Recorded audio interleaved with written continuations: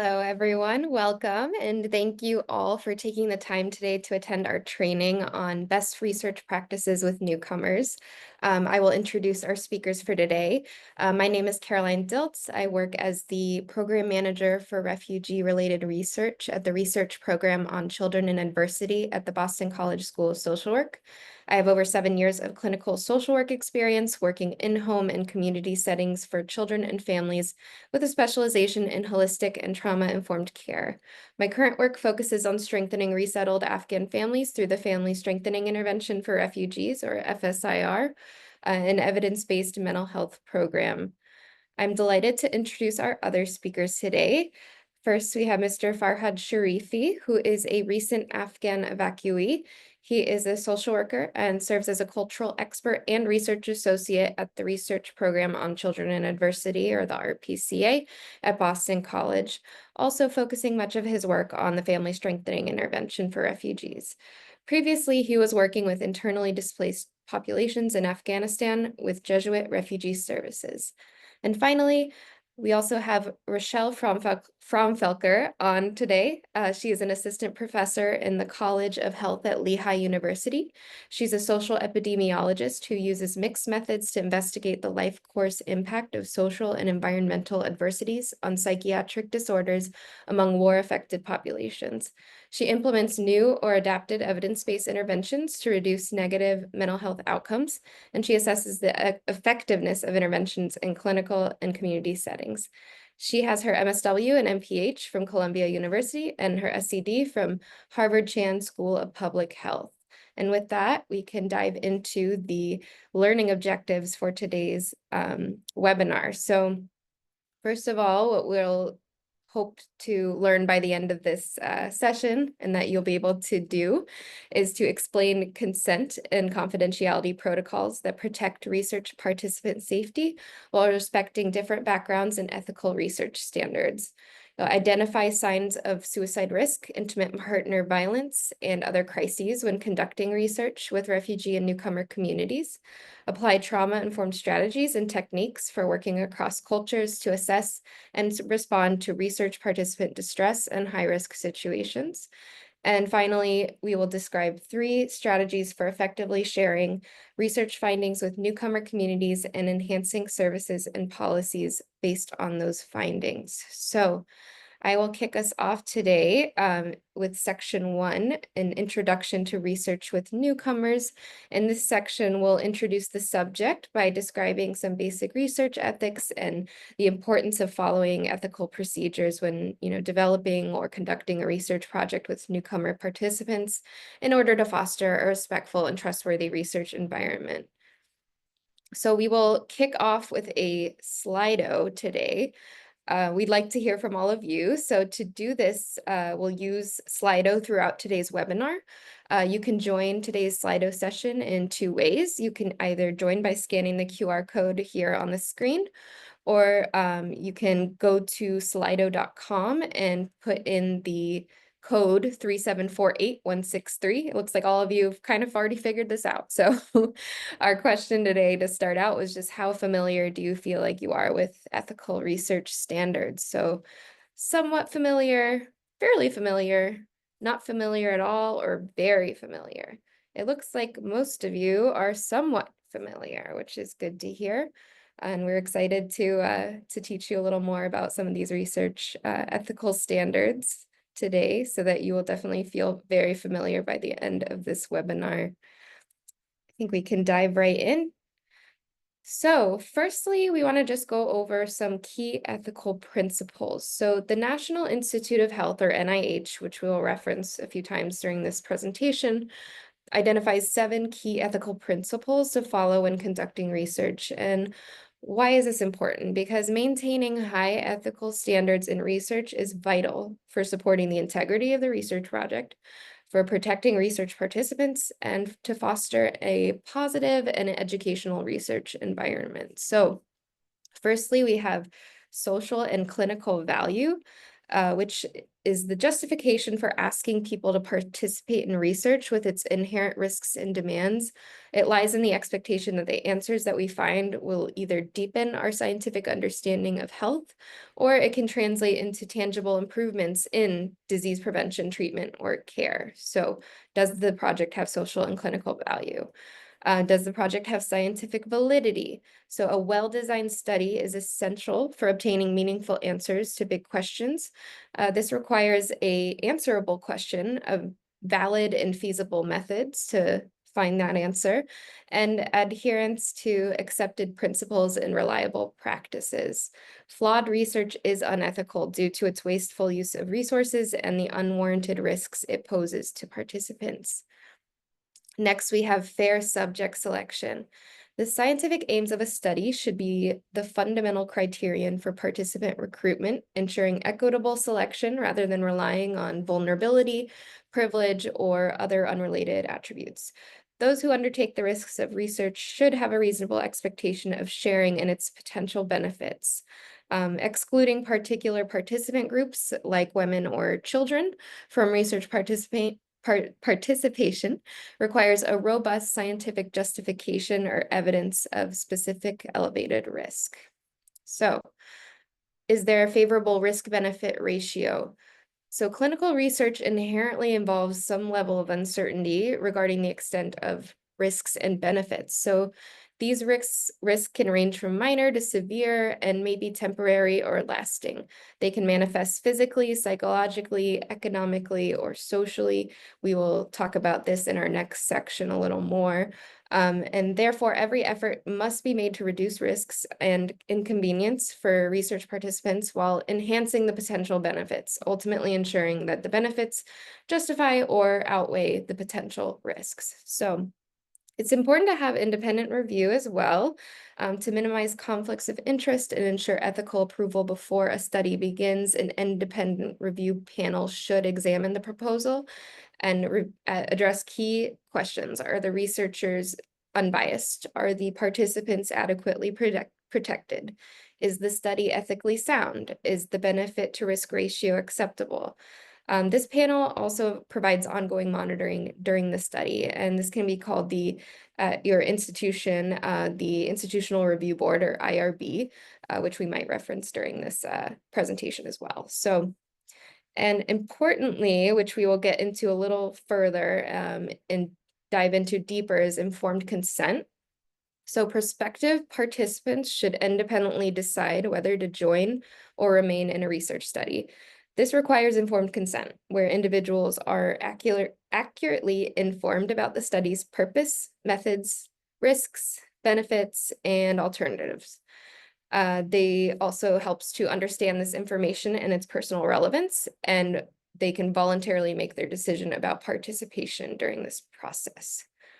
And finally, respect for potential and enrolled subjects. So individuals approach for research regardless if they are enrolled or not.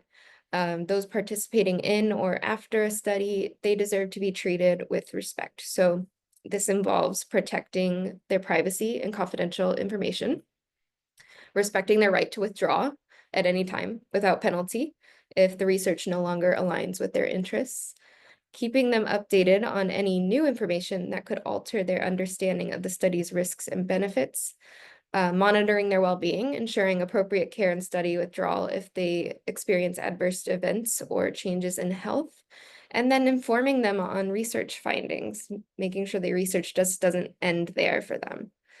So I have a nice little quote from the University of Oxford on informed consent here. So informed consent is one of the founding principles of research ethics. Its intent is that human participants can research freely, voluntarily, with full information about what it means for them to take part, and that they give consent before they enter the research. So for the purpose of the seminar, we are going to discuss informed consent and confidentiality much further, as these are some crucial concepts to know when you're starting research for newcomer populations.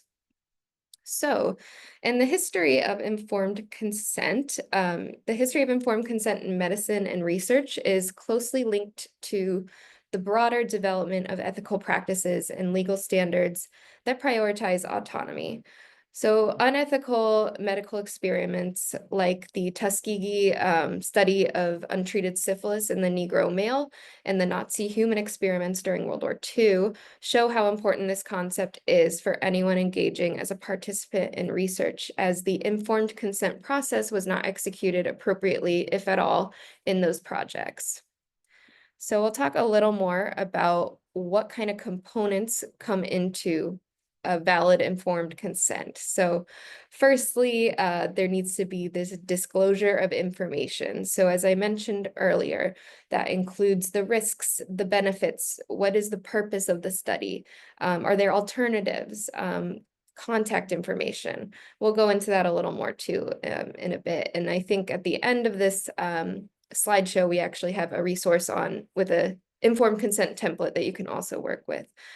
Additionally, the second major component is voluntary nature of the decision. So emphasizing this participation is voluntary. You do not force anyone to do research. That's the principle of ethical research right there. So the third one is going to be the competency of the participant or surrogate to make a decision. So making sure that the person is competent to be able to participate. Is the person competent?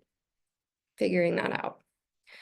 So there's a lot of barriers that can come with consent, and I'll talk specifically about how this might come into play when you're working with newcomers. So to ensure the ability to provide informed consent across diverse backgrounds, a lot of strategies must address the language barriers, cultural differences, power dynamics, age-related considerations, and other factors that could impact understanding and decision-making.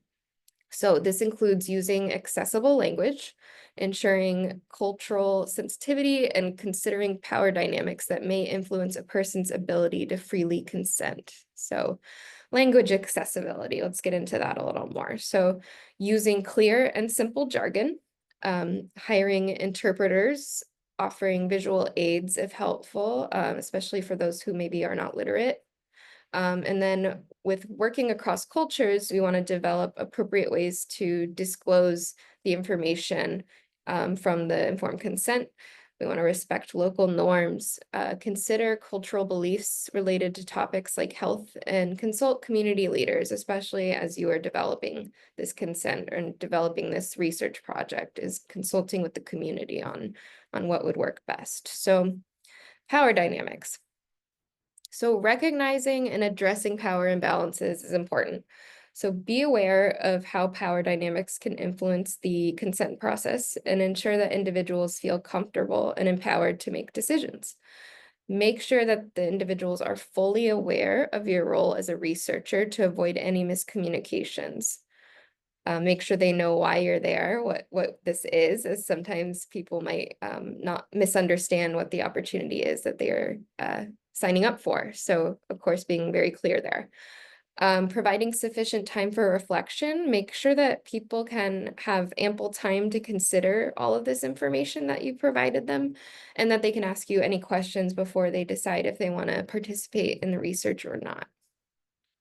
Ensure voluntariness. I know I've said this a few times, but emphasizing that the participation is voluntary and that individuals can withdraw at any time without penalty or coercion. And then considering age-related barriers. So providing age-appropriate information, tailoring the language and the content of the consent material to the individual's age and developmental stage. Involving guardians for minors, as they can give consent for minors, ensure that they understand what they are giving consent for their child or who they're taking care of, and that they can provide informed consent on behalf of them. Also with that, seeking assent when appropriate. So it's important to also involve children in these discussions too. So even if they cannot provide their full informed consent, it's good to still share the consent with them and hear and receive assent from them about their participation, ensuring that they understand what they're doing as well.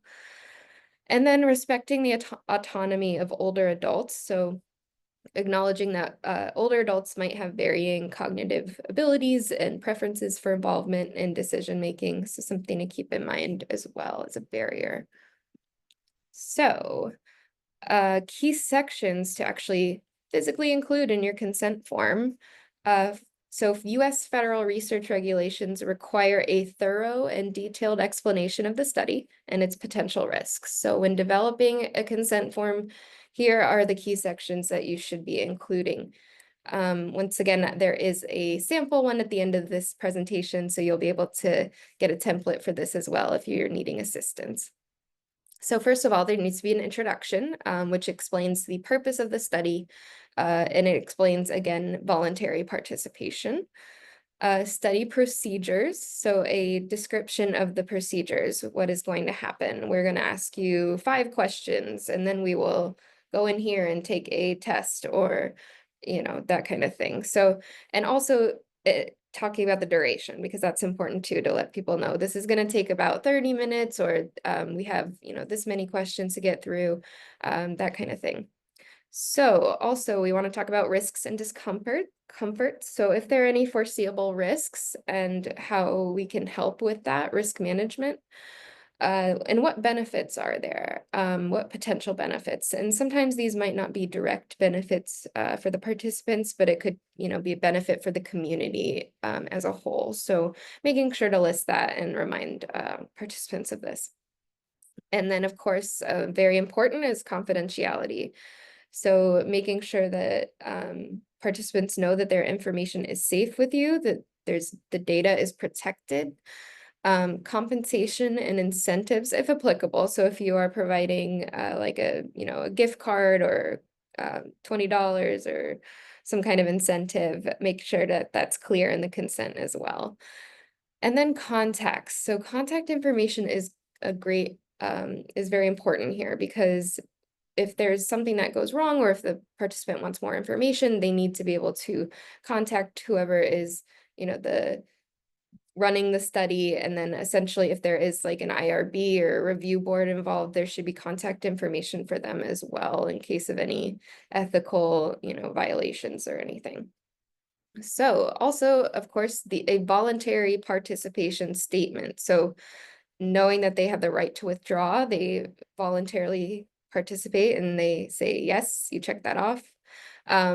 Future use of data. So it's really important to also talk about where is this data going, because people will want to know that. And, in the newcomer community, there might be some distrust with research and with these kind of questions that they're being asked, given, trauma histories and experiences previously with being interrogated or anything like that. So it's really important that you're very transparent in all of this, and that you are letting them know how the data is being stored, how is it protected, and then when are you going to use it, what will it be used for.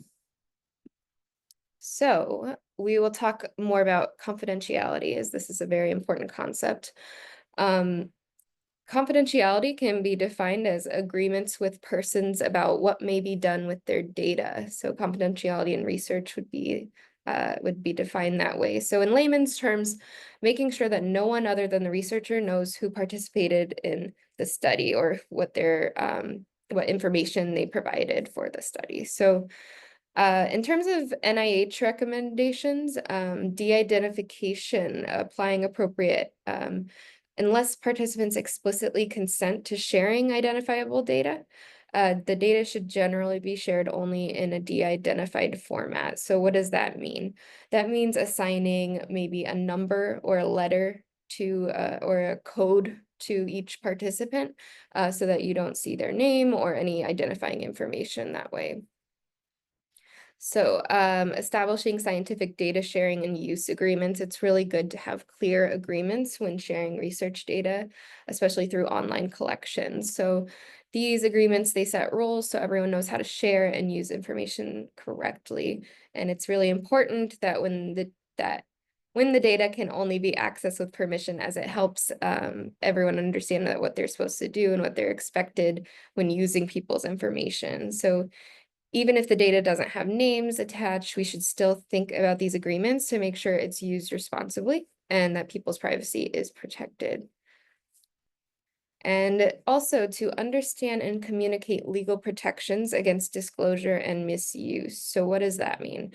There are various laws at the federal, tribal, state, and local levels that control how scientific research data can be shared and used. So researchers and their institutions need to figure out which of these laws apply to their work.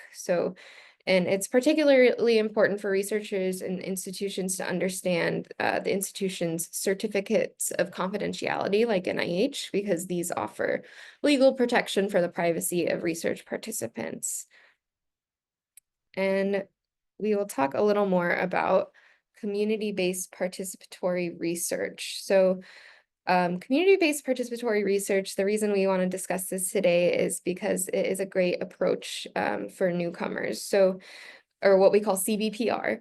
It's a fair and inclusive research approach that brings together the researchers, the organizations or institutions, and the community members to collaborate on every aspect of a project. So it enables all stakeholders to share their expertise and engage in decision-making processes. And this can be done in a number of ways. One thing that we've done at our lab multiple times is developed a community advisory board. So I'll get into that in a moment. But the aim is to also enhance understanding and awareness of specific issues and use this knowledge to develop interventions that positively impact the community. So there's extensive evidence that shows that community-based participatory research is a promising approach in conducting research with newcomer populations. So what does that look like in practice? So involving newcomer communities in actually developing the concept and design of the study. So as I mentioned before, you might develop what's called a community advisory board or a CAB. This is a group of individuals from a specific community who come together to provide guidance, to provide feedback, support to organizations, projects, or any initiatives that are impacting their community. These are really useful to use in healthcare, education, research, and community development projects to ensure that the voices of community members are heard and that they're considered in decision-making processes from the very beginning. So a second one that's really important when working with newcomers is employing newcomer staff for recruitment, engagement, and data collection with research participants. This can help in a number of ways that it can overcome linguistic barriers and cultural barriers that might occur. And it offers, just a great trust building, environment for the researchers. And also including the community in data analysis and dissemination translation efforts. So including them in data analysis and translation of results. And this is important to just, again, keep in mind that CBPR is using the community in every part of the process. So that includes at the end when you are disseminating or translating any findings to for the community to review as well. So with that, I will now hand it over to my colleague Farhad, who will discuss preventing and minimizing risk in research.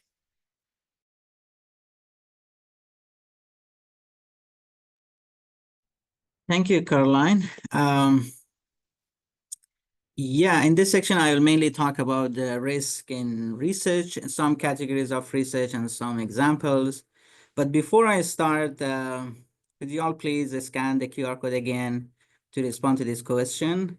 Or you can go to that browser and type slido.com and add that code. And the question is, what are some risks that might occur during the research process when working with newcomer communities?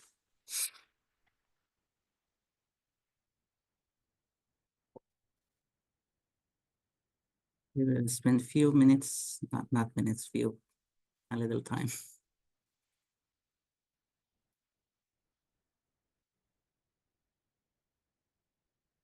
Yes, language barriers, lack of understanding, re-traumatization, a lot of language and communication barriers. misunderstandings, cultural issues,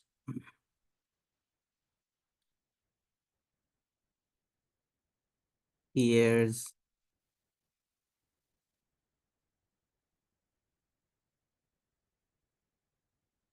great responses,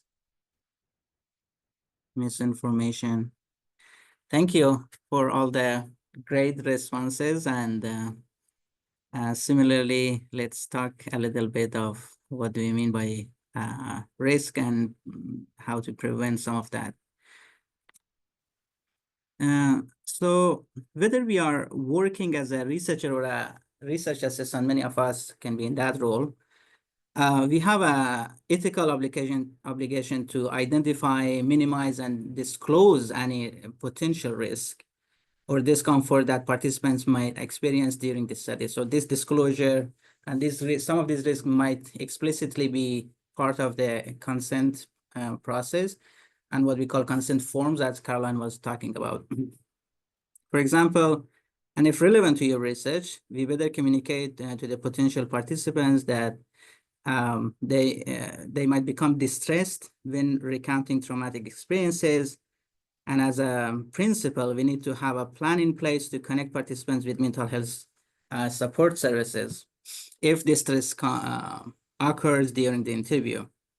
In other words, there should be a system of referral in place and already budgeted to do that referral in case such thing happens.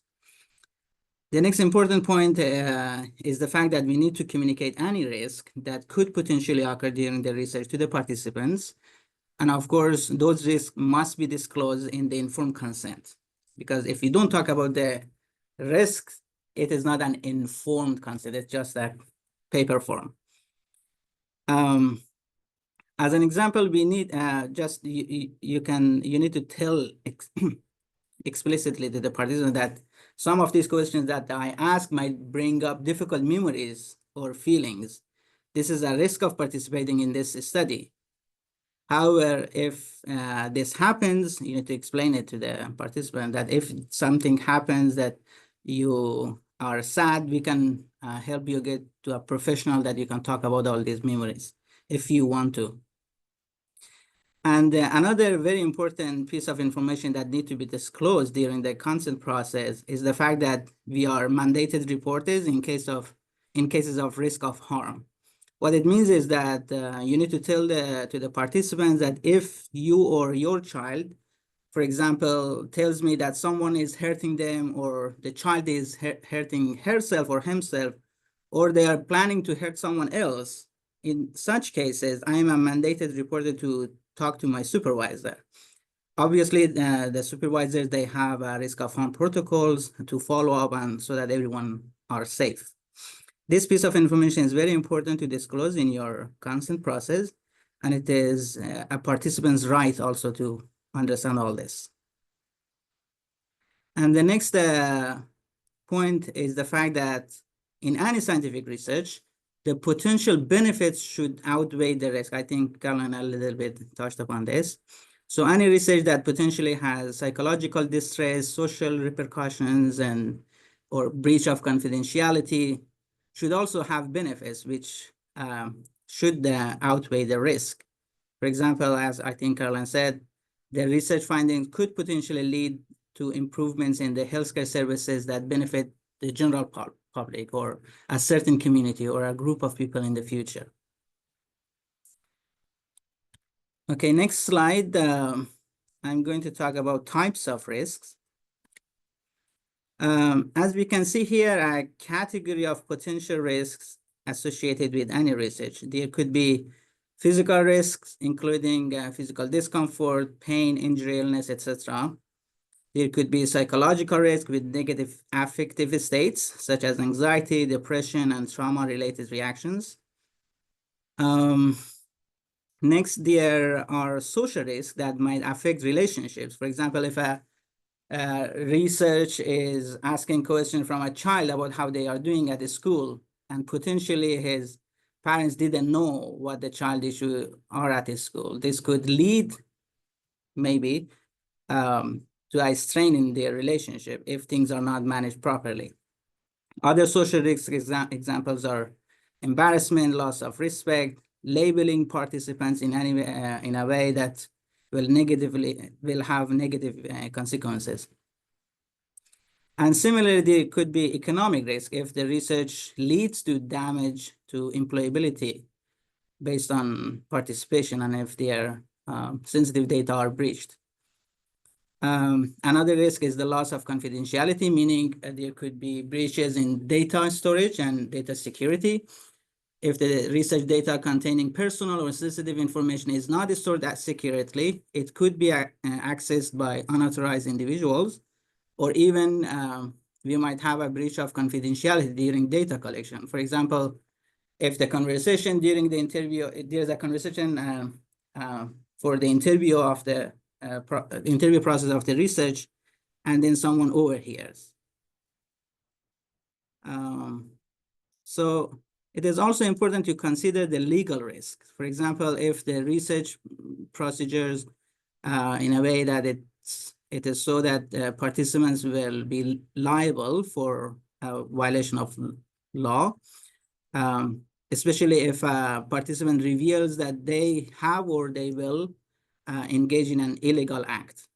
And this could be both ways, meaning that we also need to disclose and talk about all the these risks and harm with participants. If we don't do that, there might be severe legal and ethical consequences, including lawsuits, fines, potential criminal charges, especially if participants are harmed or laws are violated. So researchers and their institutions may face financial burdens, damage to reputations, and even have their research halted or their funding revoked. Next slide. We have some examples of risky situation or the risk situation for what we call human subject research. As you can see from the bullet points here, I will elaborate on each of them: traumatic events, unwanted stimuli, labeling, minor emotional risk, participant relationships, and personal information, and how there is a risk in any of them. Okay, next slide is the one specific example of risk situation in which, let's say, a graphic memory or a distressing event is triggered. As interviewers might they might even see changes in the face, so you need to just pick up the cues to just pick up if the participants are triggered or not. Maybe a watery eyes or shifting. So all these cues, we need to be careful. We need to read the room, of course, to pick up these cues ideally, and so that it helps us to mitigate the risk. And there are a number of activities and plans that we could have in place to mitigate such risk. For example, if we have a buy-in from the community about topics that we are going to ask, that's helpful. This simply means the community with whom we do the research should know enough about the topic, and they should be convinced that this is for the good of the community, if that makes more for them. Another way to mitigate the risk, this kind of risk, is by disclosing the topics, the study activities, what we are going to do, or just give them a general idea of what type of questions we are going to ask so that they know what they are signing up for. And another way, as I mentioned earlier, read the room, monitor the participants for signs of distress. Providing participants with community resources will be helpful also, especially in case of referrals. These are some of the ways that we can mitigate this risk. And similar to that, hiring a trained clinician could be another way to mitigate some of this risk. Being purposeful and thoughtful about timing when asking sensitive questions, that's also helpful. It means that sensitive questions should generally not be asked at the very beginning of an interview or interaction. It's crucial to first build the trust and the rapport with the participant, making them feel comfortable and safe. Starting with less sensitive demographic questions could be a better idea, or talking about general experiences allows the participant to just have a comfortable situation, and they have a better conversation with you. And finally, if we have training for the research assistants, so that they understand how to discuss sensitive topics in an appropriate and thoughtful manner, is another way of mitigating the risk. Next slide elaborates on another risk situation, that is unwanted stimuli. What do we mean by that? Exposure to unwanted or upsetting stimuli could lead to harm or discomfort. For example, if your research topics are around pornography, substance use, suicide, etc., in which case researchers should definitely elicit clear and informed consent to mitigate risk. So what do we mean by clear, informed consent? This is simply, you need to explain the purpose, the purpose of these questions or the survey, so that to ensure that participants fully understand that the research might involve exposure to upsetting or difficult content, and that they willingly agree to participate despite this possibility. Eliciting clear consent goes beyond just the mere form to sign. It's not only a form or a signature. It means that we need to make ourselves ensure that they fully understand all the potential stimuli and all the potential triggers there. We need to have an explanation of all the specifics that what's going to happen.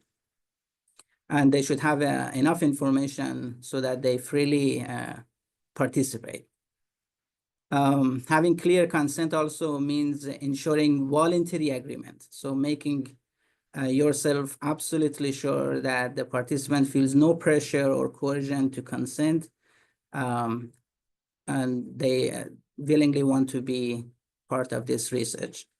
Participants need to know they can say no also. This is at any moment of the research, during the consent process, you need to explain to them that once they start their research, though initially they agree, at any moment during the research, they can withdraw from the participation. Another important aspect that makes consent informed and clear is that we don't want to use very research-heavy terminologies and jargon, and instead we want to use verbal explanations with opportunity for questions. So for individuals with low literacy, a verbal kind of consent process that is documented, that's also necessary. Clear consent also means opportunity to ask questions. We should have a safe space where participants ask their question, and we patiently answer these questions until the participant is satisfied and they fully understand. And last but not least, clear consent means participants have the right to withdraw at any moment, as I just said previously. And we need to make it clear that even if they initially consent, at any moment they can just stop because they might feel discomfort or distress. Another strategy just to mitigate is to avoid exposing higher risk groups to unwanted stimuli. For example, if you're working with forced migrants, showing pictures of videos of war could be an unwanted stimuli. And as we mentioned earlier, always have safeguards in place to mitigate risk. This could also involve hiring a clinician to support participants. Next slide talks a little bit about the risk of labeling. participants who don't have knowledge of clinical terminology may feel they are being labeled when they are answering questions from assessment like a depression measure. They may associate themselves with depression even if they are not clinically diagnosed. In simple terms, labeling risk refers to the potential for participants to feel categorized, judged, or stigmatized based on their answers to questions, particularly when these questions come from assessment that use clinical or specialized terminologies, of which the participant might be unfamiliar. Participants also, especially those from diverse linguistic and cultural backgrounds who may not have prior experience with formal assessment or clinical language, might answer questions without fully understanding the underlying concepts or what the assessment is intended to measure. Their responses could lead to just being assigned a label, for example, psychotic, which in fact does not represent them. This can be disempowering and potentially stigmatizing. Even with translation, clinical or psychological terms can be difficult to convey its accurate meaning and its accurate use. It is common sense that concepts of mental health, well-being, and social issues can have different meaning across cultures. So to mitigate this, we need to ensure participants understand by appropriately and clearly naming the scales being used, or remove the measure names altogether.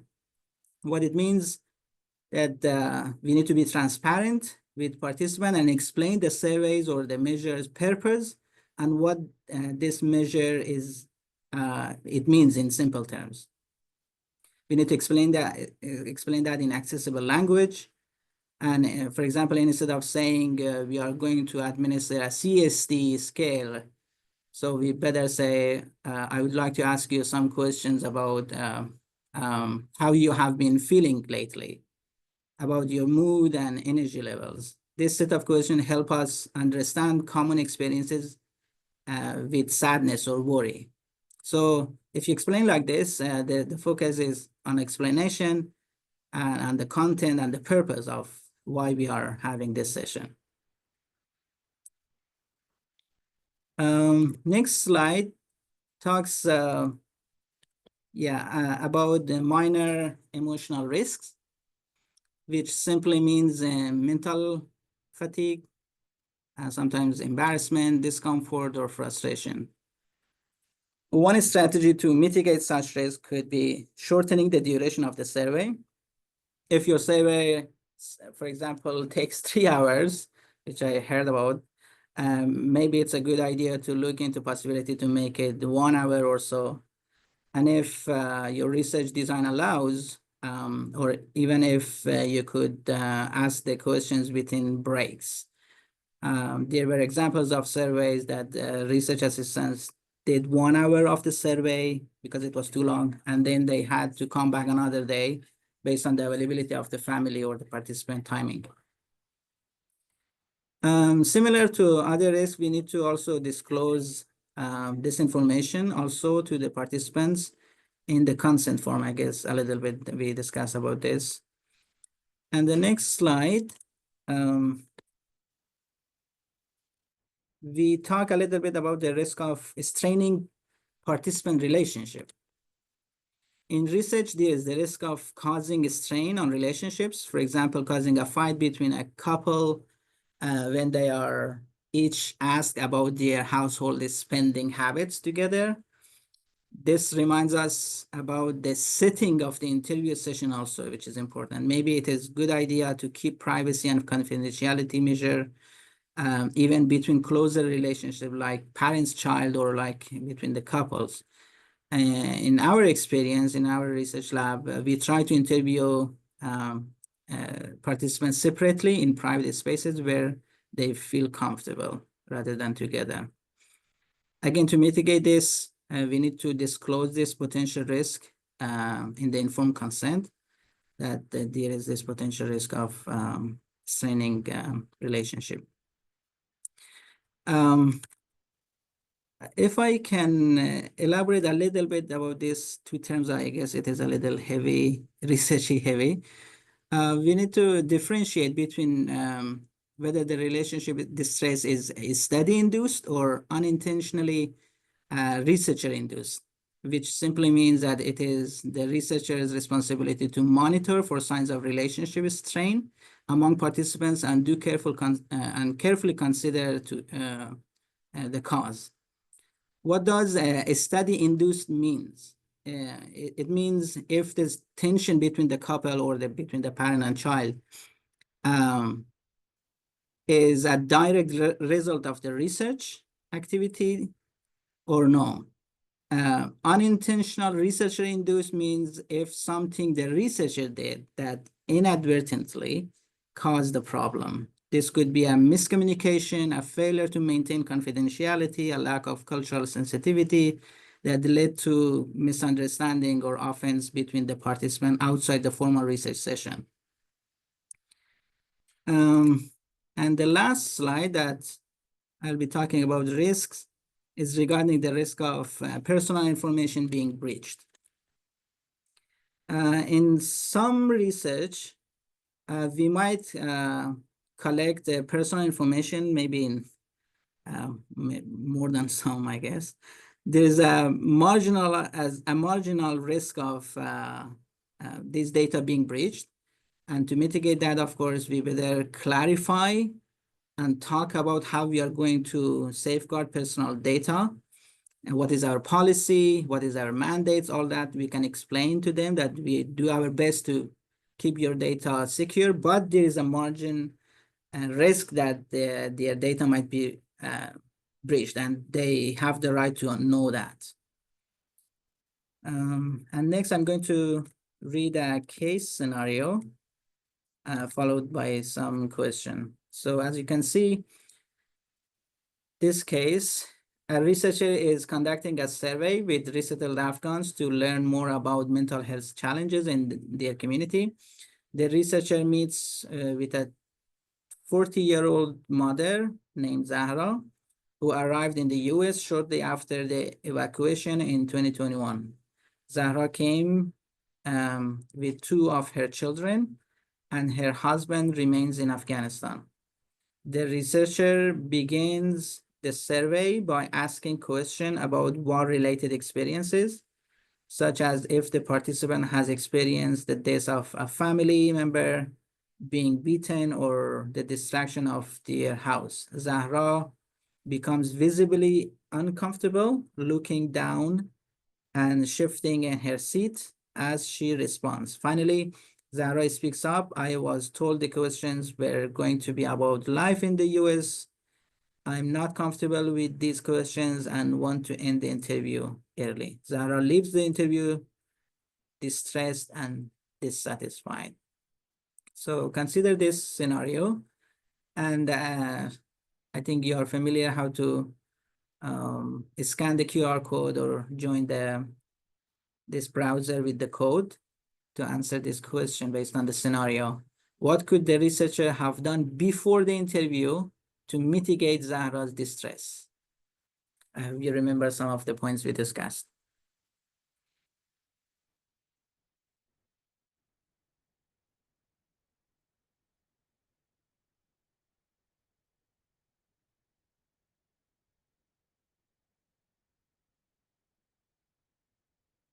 Make sure to stay on topic.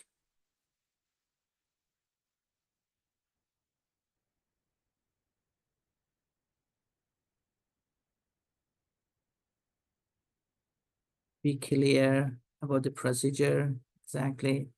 Disclose risks. Yes, build rapport, definitely. Not immediately ask about distressing memories.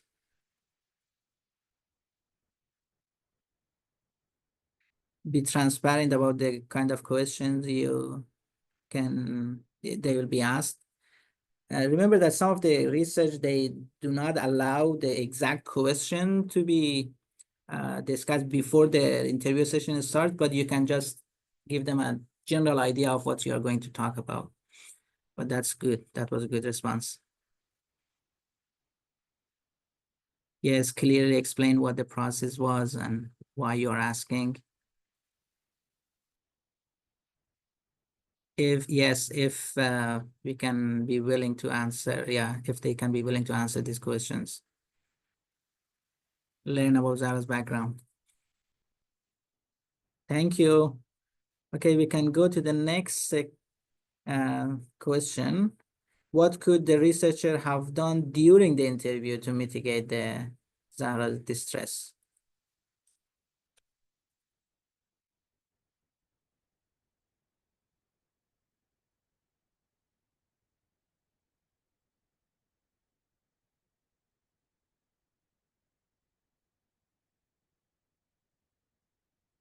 Pause and ask if she's okay. Wants to definitely. Acknowledge and validate her anxiety. Stop questions. Yes. Watch for physical cues. Read the room. Exactly. Notice body language. Apologize. Ask different question. Take cues from Zara. That's all great. Means thank you. So we can go next. Rochelle. Hi, everyone. Thank you, Farhad and Caroline, for the great discussion, and you're covering a really important topics and issues, presenting a lot of the facts and exploring some of the risks. So now I want to talk a little bit about a case study in managing risk of harm. As you just heard from Farhad, there might be an array of different risks that could happen because of participation in research, but I'm going to zoom in and more specifically talk about risk of harm issues that may arise during research participation. And so by that, I mean specifically three things. One is self-harm. If someone expresses wanting to harm themselves, suicidal ideation, or if there has been, you're worried about suicide attempts. The second is harm to others. Is a participant talking about wanting to harm someone else, whether it be in their family or their community? This could be homicidal ideation or other kinds of abuse and things like that. And then the third issue of risk of harm will be around to you suspecting or observing or hearing about abuse that is currently going on. Specifically, let's say to that research participant. So it might be child abuse, it might be elder abuse, and things that might be going on in the person's life. So what I'm going to do is talk a little bit about this within the context of work that I've done with the ethnic Nepali Bhutanese community. And I've been working with this community and conducting research with this community, in partnership with the community, for over a dozen years now. And one of the things that's really significant in this community are the high rates of suicide. There was a CDC article published back in 2012, 2013, after Bhutanese started arising in the US, that indicated the suicide rates were roughly double that of the general population in the United States. So at that point in time, I started working as a project manager on a research study that was community-based participatory research, looking at mental health and family functioning of Bhutanese communities in Massachusetts, more specifically in the Boston area and in Western Massachusetts. So what's relevant about that is a couple things. One, as Caroline mentioned earlier, one of the strategies that I think can help facilitate and help address risk of harm is doing work collaboratively with the community. And so this was certainly the case with the research we were doing.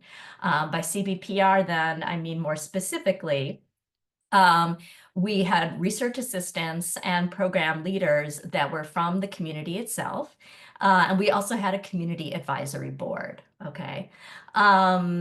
And so we had a team of researchers I was supervising. We were doing mixed methods research, and it included children as young as age 10, and then caregivers and adults.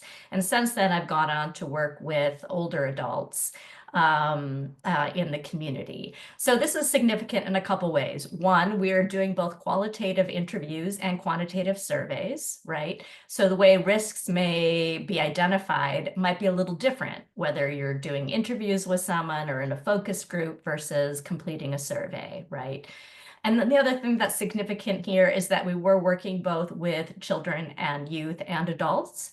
And so thinking about how risk of harm might come up specifically around children and how do you respond to that. So within that context, the next slide I want to talk about some really practical ways that I would recommend sort of developing and designing a risk of harm protocol in response to this. And a couple things I want to highlight here. First, all the things that Caroline was saying and Farhad were saying about sort of understanding informed consent and privacy and confidentiality and potential risks of harm are critical things to be reviewing and training any research team members on, okay? That is absolutely critical in understanding what that means and what is the role of the research assistant and research team member in addressing these concerns. So a couple things to facilitate that in terms of training materials is developing a really clear flow chart for risk of harm protocols. And so we have literally a flow chart with 3 arms, one risk of harm to self, another harm to others, and another potential abuse or neglect that is going on. And being really clear about the pathways and the follow-up steps to go through all of that. And that cheat sheet is information we walk through and we train on as a team. And then the research assistants would go out into the community interviewing people, and they had a copy of that protocol with them at all times if something needed to be enacted. So that was one thing, to be really clear and walk through what that process was. The second thing I would say is also in terms of making sure you have referrals and resource lists that may come into play. And I'll be talking about that a little bit more as we get into the examples. So the second thing here is being also really clear on what is the role of the community of a research assistant. They are certainly, which, you know, it may or may not be the case, but in my case, they were not clinicians, right? They did not have any advanced training.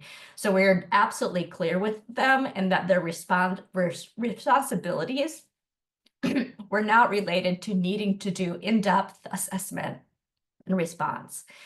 What their role was as community research assistants is to protect the well-being of participants and then figure out the appropriate next steps in involving the people above them on the research team if need be. So that is the other thing. For step number 3 is be really clear on the responsibilities of the research team supervisor and the PI in a study. I always wanted to make it absolutely clear with my research assistants that they should never feel that they are alone out in the field having to make important decisions around risk of harm. They should always have access to my phone number or somebody on backup if they would need to reach out and problem solve and talk about what is going on, because they should never be the one in the position of having to make a decision on what they should be doing, okay? It's really a team effort between the research assistant who's there on the scene with the participant and the research leaders. I think the fourth big thing here, as I mentioned earlier, you know, suicide is a big issue in the Bhutanese community. And as a team, and certainly as a research team supervisor for myself, to really educate myself on dynamics of suicide within the Bhutanese community. And have those discussions and understanding sort of what do people understand might be risk factors, how do people talk about suicide in the community, what things might you be concerned about, and things like that. You know, like one thing I'd say, for example, in the Bhutanese community, where in some ways, because suicide is such a big problem in the community, people will discuss it quite frequently. And so in some way, sort of a radar to identify when this is something to follow up on can be a bit challenging, right? And so that was also talking to the research team who are from the community about the difference between, you know, as part of a research project, these are our responsibilities to ensure our participants are being taken care of.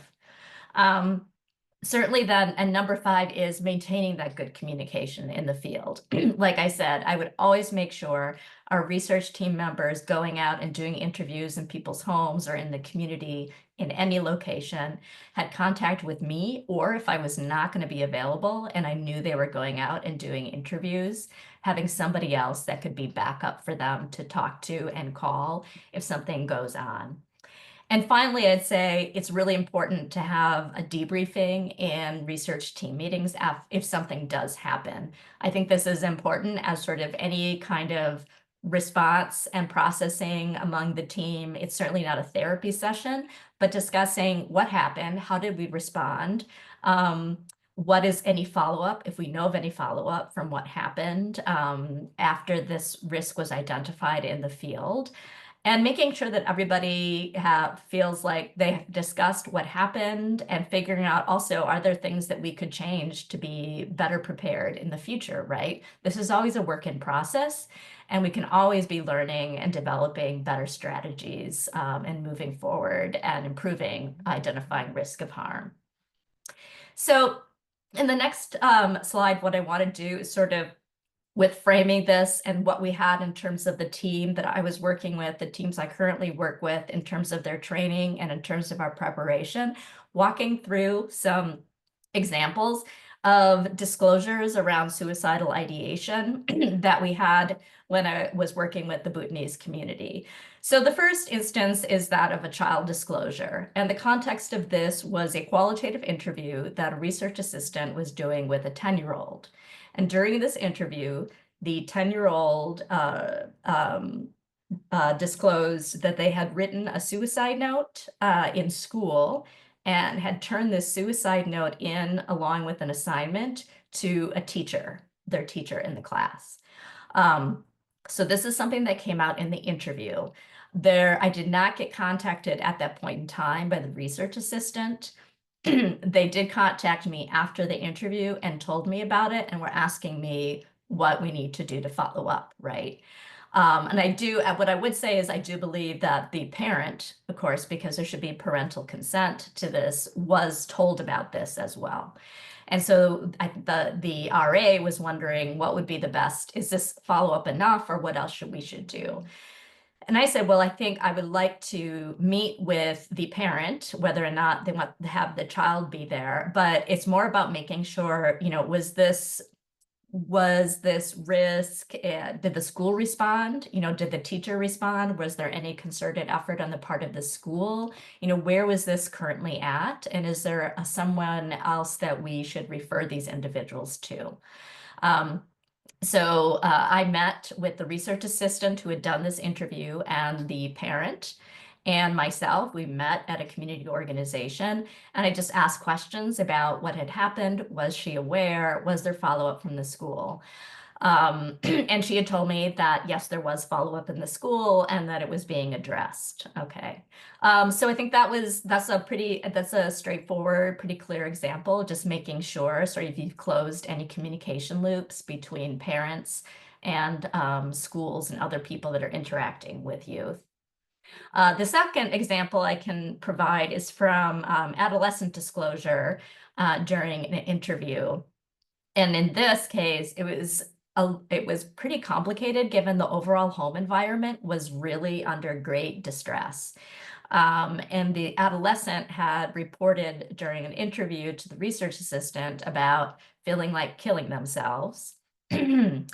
And the research assistant reported this to me on the spot, calling me and kind of working through what was the actual risk at this point in time. What were some of the other dynamics going on? Was there a parent around the child that you could speak to about it? And it sounded like the adolescent was suicidal because of some domestic violence that was going on between her parents in the household. The mother was like she heard and listened to the research assistant and talking about what their child had said. And at that point, in terms of what we had evaluated, it was very low risk at that moment. And so for follow-up for that, I went out to the home, which they'd agreed to, and I met with both the adolescent and the parent and the research assistant to kind of figure out what was going on, what were the dynamics going on, and also be talking to them about any current services they were receiving for mental health care or other social services given their needs. What kind of danger was there actually in the household in terms of harm to the adolescent with the context of there had been some domestic violence in the home. And the follow-up from that was for me to reach out to agencies and individuals that I had already established communication with who were service providers in the community. And so with that is going back to being prepared and ready with a resource and referral list when I start engaging in any research, because I want to be able to provide people with linkages really directly to help facilitate any services they might need in response to things that they have talked about. So in this case, I also would really recommend doing outreach like one-on-one with service providers, talking to people saying, we're doing this research study right now. If something comes up, would you be open to us referring people to your staff? Do you have the capacity to work with and take on new clients and things like that? So in this instance, with this adolescent, this ended up being actually a family that was very well known to the social services in the area. They were already connected to a lot of services. So we felt like there was appropriate follow-up and care that was currently going on. The final example I'll give is specific to working with older adults. And this was some research I was doing more recently with older adults in the Bhutanese community. And it included a quantitative survey that contained specific questions around suicidal ideations and past suicide attempts. And it also included information evaluating symptoms of PTSD and depression and anxiety. And this is actually an instance where the research assistant didn't call me during the interview as this was going on, which we again had a discussion afterwards about that's probably something that they should have done. And moving forward to make sure that did come into play. But I was actually looking at this person's responses on the quantitative survey and was concerned about some of the responses around current suicidal ideation and some of the extremely, very symptomatic in terms of depression. So I reached out to the research assistant and I just asked about how the interview went, what was going on, what was happening, what was that research assistant's take on the dynamics and what was going on. And he said this person did get distressed during the interview. But the other thing he did know is this person also was very well connected with services, with clinical services. I think they was connected with medication management for mental health issues. And I asked him to go back and follow up with this individual another time and just make sure if there's anything else that was needed and making sure this person was still connected and had the things that they needed to provide assistance with their distress that they were experiencing at that time.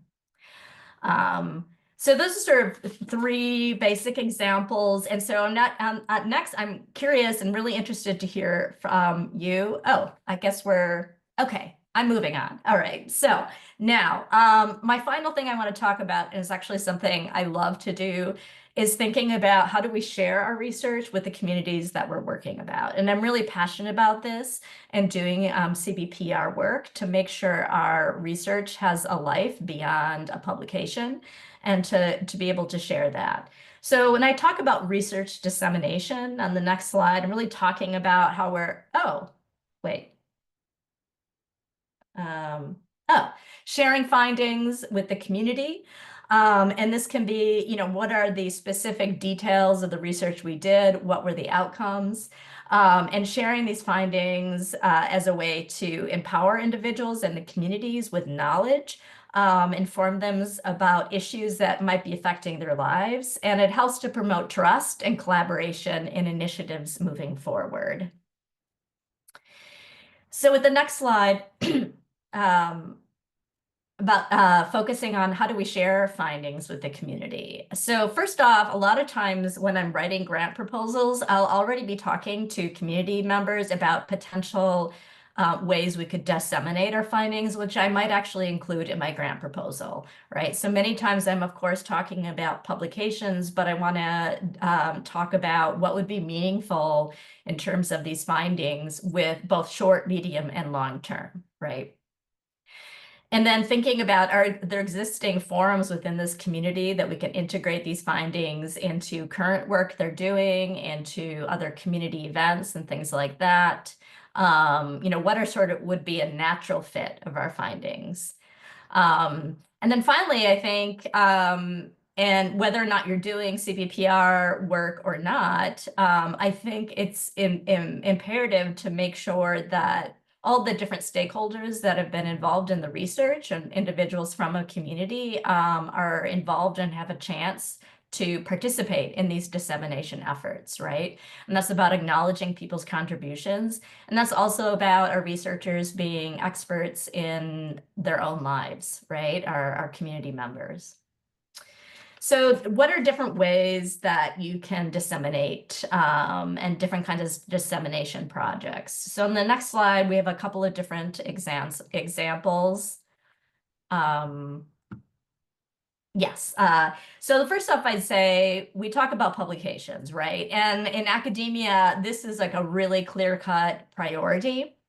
We want to have journal articles published. It might be related to policy briefs or fact sheets or things like that. And I think these can be, they're instructive and they can be important depending upon the people who are looking at your results.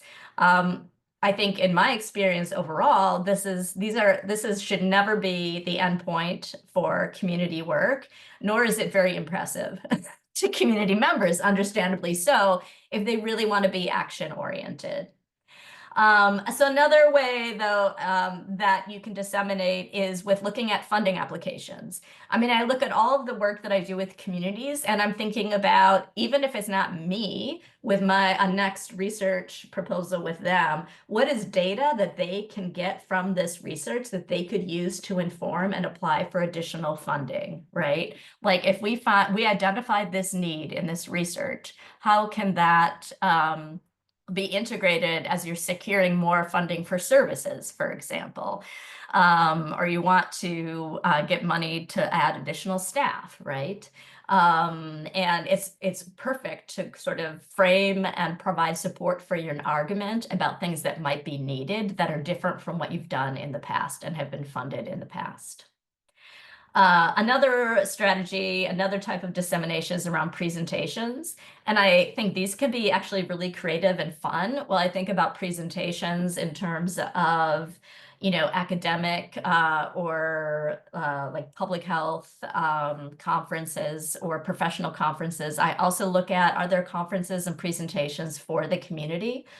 For example, I was asked to present in August at a youth conference among Bhutanese youth to share at this youth conference some of our findings around substance abuse among youth and young adults in the community, right? And that is most definitely something I would do in collaboration with community members that were involved in the research, if at all possible. And the last thing I'd say is always be thinking about multimedia products, right? What are things like podcasts, social media, infographics, brochures and things like that can be developed and be creative with, again, in terms of sharing with findings and key findings in the community. And I'd also say, actually, these things are incredibly relevant for also other external stakeholders to the community. For example, this work I'm doing right now on substance abuse among youth and young adults in the Bhutanese community, we're also developing dissemination products for law enforcement, which were included in the data collection as researchers. We're developing material for probation officers, for educators to understand dynamics of substance abuse in the community, and if they're identifying this among youth in schools. So I think it's really important to think about materials that can be of use for the community itself, but also as they're trying to make improvements and change the services that people are getting and providing more competency in care that people might be getting, to make sure you're also addressing other audiences. So that is, I think, to keep in mind, there might be some potential negative consequences to dissemination. I think the first is making sure there isn't a misuse of research findings. I always want to be sort of really clear about the parameters of what the research is about, right? What is the scope? Who is it about? And who is it appropriate for? Which you have some level of control over in terms of the forums that you might be sharing of the findings, and also being really clear about what you think the implications should be, and inviting others to discuss, however, about what their thoughts are. So the next one is being really careful about breaches of privacy when you are sharing findings. And this is something I may worry about this a bit more when it comes to qualitative research, where we have a lot smaller samples and maybe I'm using a direct quote from somebody. I always want to make sure that I'm using quotes that would not lead to really easily identifying the participant that may have been part of the research study. Third, thinking about harm to participants and the community. I just really want to be mindful about, again, clear about what I think, what I think the implications are. Overall, making sure that there is privacy among people in the community. And I do also think there needs to be some sensitivity around some of the topics, at least that I work on around mental health, that there is stigma around in the community. Or I think, let's say, around the topic of substance abuse in the community, there's an acknowledgement it's a really important issue, but it's also really painful to talk about.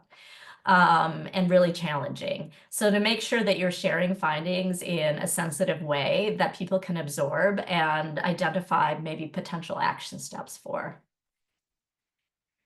And finally, we always want to make sure that we are not violating any of the ethical obligations, which we've outlined from the very beginning of the study in terms of informed consent and privacy and confidentiality, right? We are not sharing information with people about who exactly participated in the study. I mean, I've had study participants who are happy to say, want to let everybody know that they have participated in the research. And I said, that is fine if you want to do that, but just know I will never be sharing your name with anybody, okay? So if somebody is open to sharing that they participated in their experience, that's absolutely fine, right? But we need to honor and be respectful and what we agreed upon for them participating. So a last Slido here. If you're still with me, just for the brainstorm of what strategies might you use thinking about within communities you might work with to effectively share research findings, and any and all thoughts here or questions you might have about that.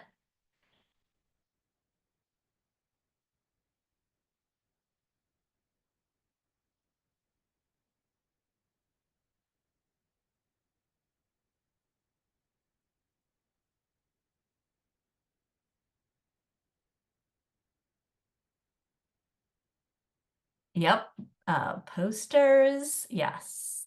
Yes. Community advisory boards. Absolutely. I actually didn't mention that. Always going back and sharing the findings as you're going along with your community advisory board's member.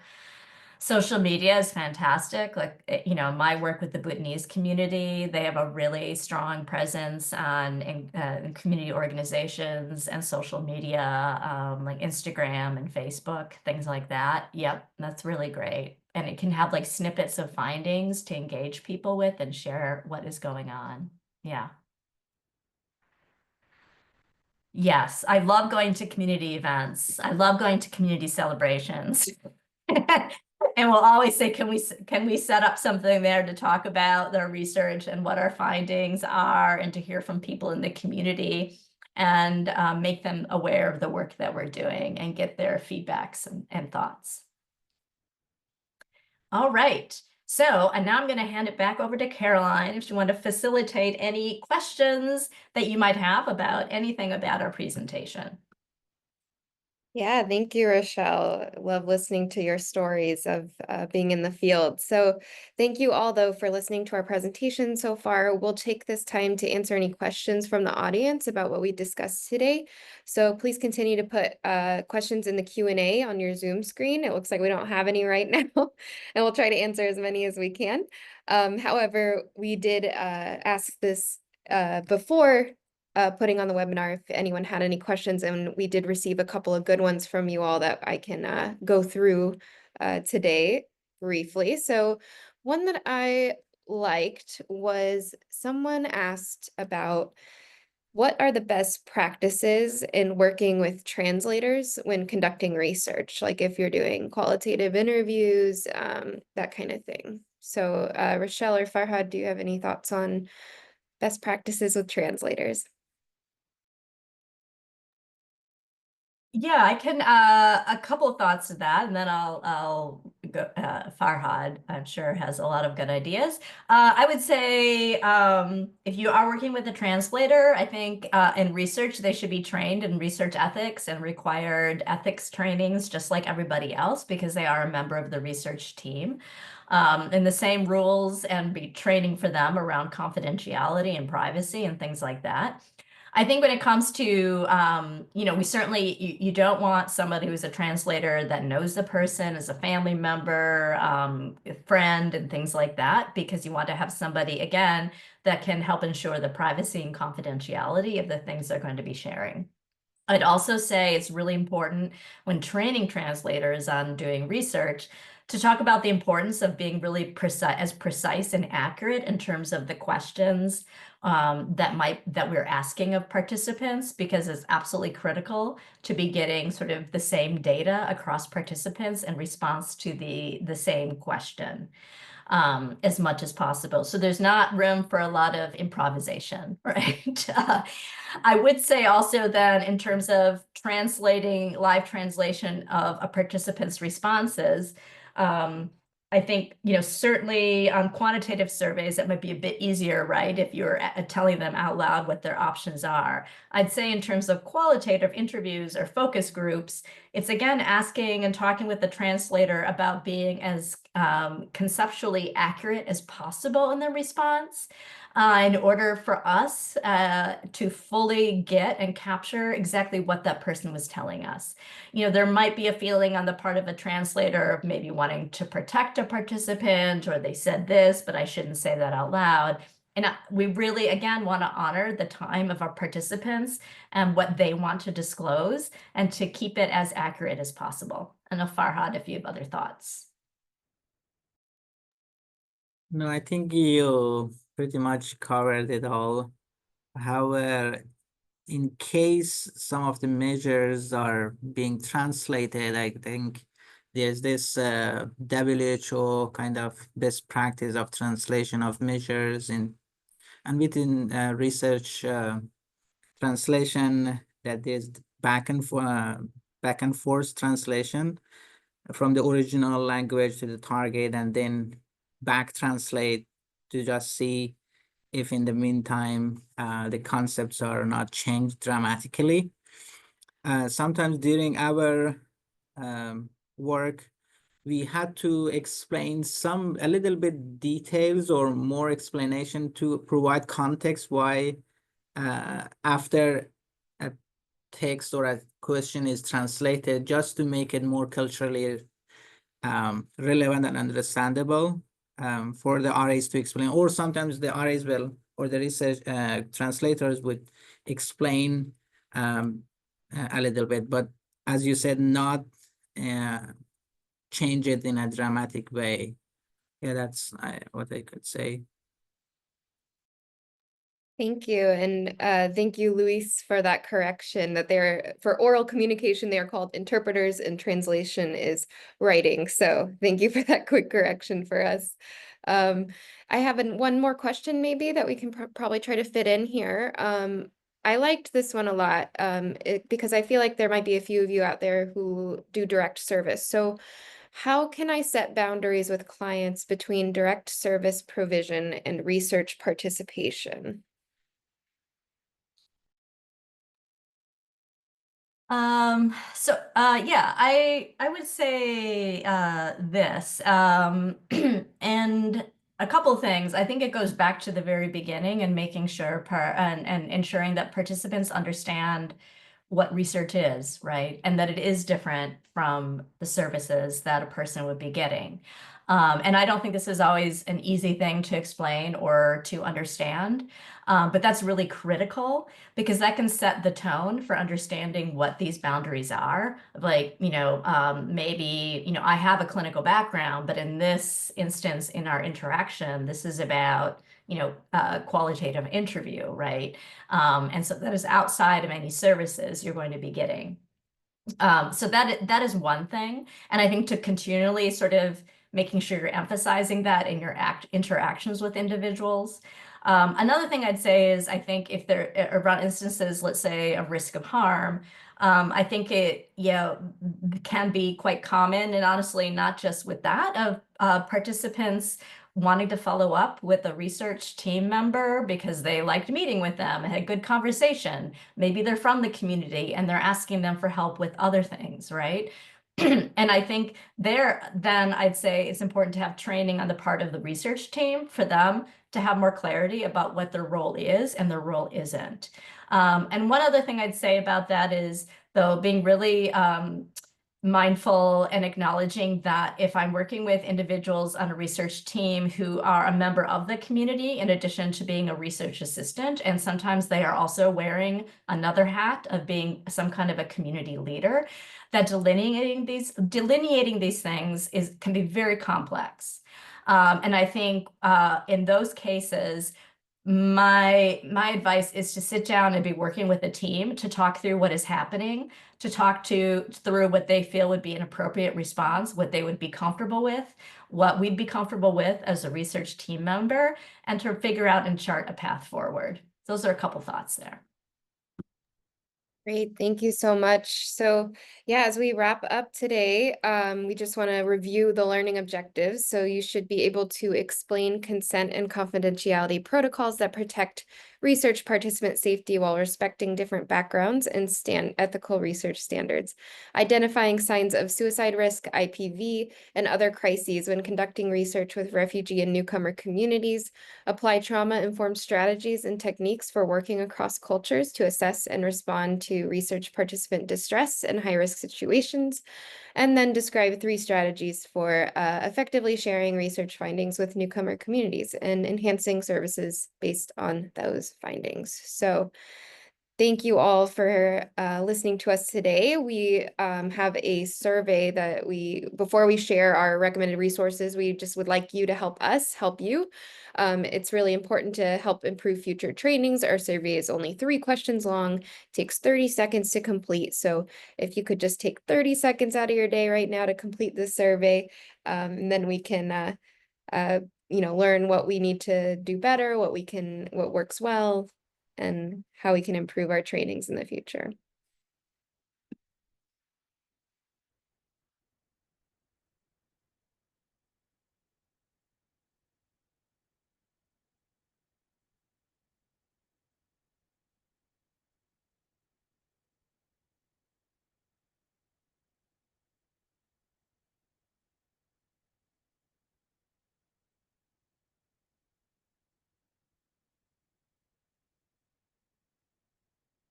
All right, and here are a few recommended resources. These will be in the slides that you'll be able to access on the website.